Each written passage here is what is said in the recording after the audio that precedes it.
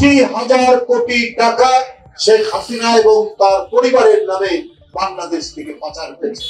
যে আমার দলের লোকের অনেককে কেনা যায়, শেখ হাসিনাকে কেনা যায় না। আরে আপনাকে তো সবার আগে কেনা যায়, ভারত তো আপনাকে সবার আগে কিনেছে। কোন ধরনের আলাপ আলোচনা ছাড়া কাঁটাতারের বেড়া দিতে গিয়ে বিজিবি এবং জনগণ যেভাবে প্রতিরোধ করেছে তার ছবি আপনারা নিশ্চয়ই দেখেছেন।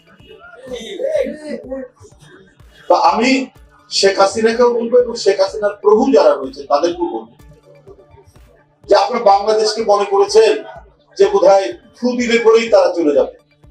যে এদের যে দেশপ্রেম কত তীব্র, কত গভীর, এইটা দিল্লির সাউথ ব্লক এটা বিবেচনা করে, তারা চিন্তায় আছে। ওরা মনে করেছে শেখ হাসিনাকে রেখে দিলে তো আমাদের পাপ আছে। উনি একটা কথা বলতেন যে নিজের দলের লোকদেরকে বলেছেন যে আমার দলের লোকের অনেককে কেনা যায়, শেখ হাসিনাকে কেনা যায় না। আরে আপনাকে তো সবার আগে কেনা যায়, ভারত তো আপনাকে সবার আগে কিনেছে। কেনার কারণে আপনি নিজের দেশের স্বাধীনতা, সার্বভৌমত্ব এবং গৌরবকে আপনি পদদলিত করে তাদেরকে অসম কাজ করার সুযোগ সুবিধা দিয়েছে। 80,000 কোটি টাকা শেখ হাসিনা এবং তার পরিবারের নামে বাংলাদেশ থেকে পাচার হয়েছে।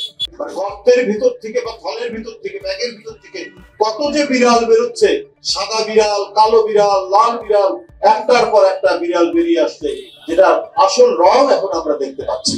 রূপপুর আণবিক প্রকল্প এবং অন্যান্য মেগা প্রজেক্ট থেকে শুধু আরো তো আওয়ামী লীগের নানা নেতা আছে, সালমান এফ রহমান, তারপরে আনিসুল হক, যারা লুটপাটের সঙ্গী শেখ হাসিনা, তাদেরটা বাদ দিলাম।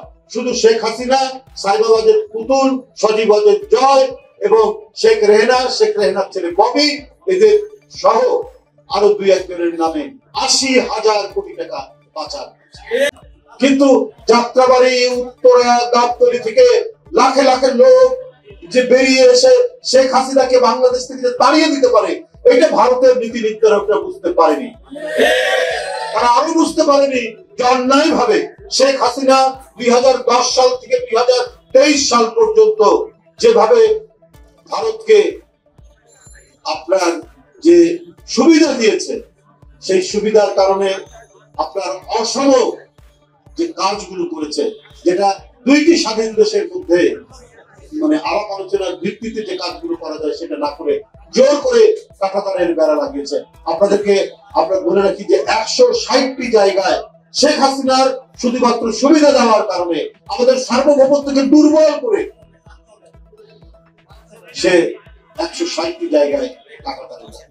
আমাদের যে সীমান্ত 4000 কিলোমিটার, তার মধ্যে 3000 সামথিং কিলোমিটার হচ্ছে অলরেডি কাঁটাতারের বেড়া দেওয়া হচ্ছে। এখন 857 কিলোমিটার জায়গা বাকি আছে, সেখানে কাঁটাতারের বেড়া।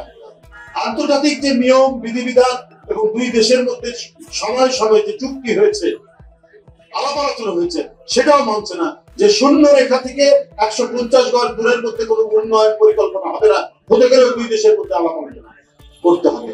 সেগুলোর কোনো কিছুই তারা না মেরে কাঁটাতারের বেড়া দেওয়ার চেষ্টা করছে আপনার লালমনিরহাটে বিভিন্ন জায়গায়।